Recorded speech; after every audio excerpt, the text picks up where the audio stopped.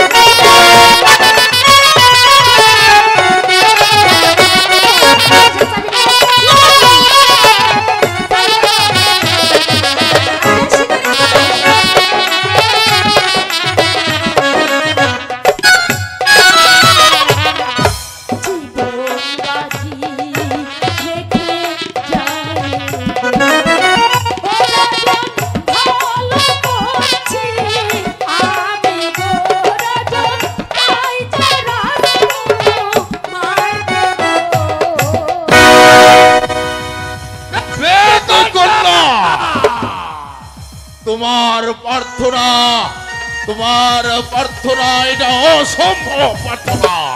আলম্পনা, এখন আপনি অসম্ভব বলছেন কেন? যেদিন আপনার সন্তানকে সর্পে দংশন করেছিল সেদিন এই বেদকন্যার হাত ধরে আপনি বেঁধেছিলেন আর বলেছিলেন, মা জোৎস্না, তুমি যদি আমার সন্তানকে ভালো করতে পারো তাহলে আমার কাছে যা চাইবে আমি তোমাকে তাই দিয়ে সন্তুষ্ট করব। হ্যাঁ বলেছিলাম, তুমি বলো এই মুহূর্তে আমার রাজ ভান্ডার আমি তোমাকে খুলে দিচ্ছি, যত অর্থ লাগে এত অর্থ নিয়ে যাবে যে তোমাদের বেদ যদি 7 পুরুষ বসে গেলেও ফুরাবে না। টাকা পয়সা ধন সম্পত্তি এই রাজস্ব কিছুই আমার দরকার নেই, আমি যা চেয়েছি আমাকে তাই দিন। তুমি আমার দুর্বলতার সুযোগ নিচ্ছ। তুমি যদি বলো আমার রাজ্যের একটি পরগনা তোমার নামে আমি উইলি করে দিতে পারি। রাজ্য দিয়ে আমি কি করব? এগুলোর কিছু আমার দরকার নেই, আমি চাই শাহজাদাকে, তাকে দিয়ে দিন, আমি এই রাজ্য ছেড়ে চলে। তুমি আমার দুর্বলতার সুযোগ নিচ্ছ বেদকন্যা।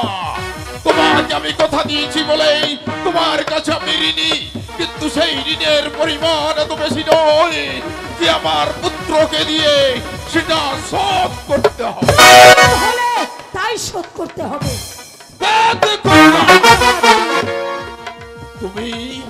তুমি আমার সন্তানকে ভালো করেছো, তুমি আমার সন্তানকে দংশন করেছো, আজ তুমি আমার দুর্বলতার সুযোগ নিয়ে তুমি আমাকে দংশন করতে চাও। গরিব কখনো কাউকে দংশন করতে জানে না, দংশন করতে জানে আপনাদের মতো ভালো লোক না। ভাষা সংযত করে কথা বলো, জানো আমি বঙ্গরাজ, কি শাস্তি আমি তোমাকে দিতে পারি। আমি জানি এই মুহূর্তে আপনি চাইলে আমার গর্দানও নিয়ে নিতে পারেন, তাতে আমি কখনো ভয় খাই না। তবে আপনি মনে রাখবেন, ওয়াদা করা মানুষকে যদি ওয়াদা ভঙ্গ করে তাকে খোদা আল্লাহ কখনো ক্ষমা করে না। দেখুন না উজির সাহেব, আপনি কষ্ট ব্রহ্মপুত্রকে রায় দাঁড়িয়ে আছেন এই অসম্ভবের জাতিকে গলা ধাক্কা দিয়ে প্রসাদ থেকে বের করে দিই। না লম্পনা, একটি কথা আপনাকে বলি, প্রবাদে একটি কথা আছে, প্রজা যদি অপরাধ করে বিচার করে রাজা, আর রাজা যদি অপরাধ করে বিচার করে